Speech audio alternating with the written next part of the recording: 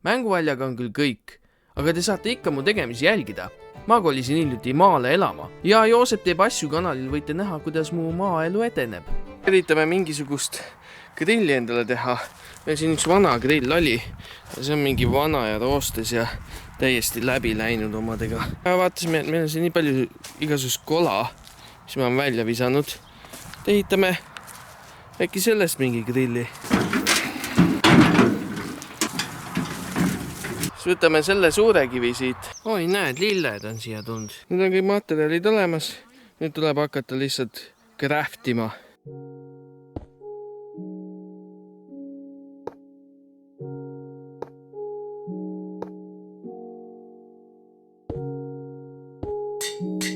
Lisaks panen sinna üles ka mänguvideoid, nagu näiteks Hogwarts Legacy või Valheim.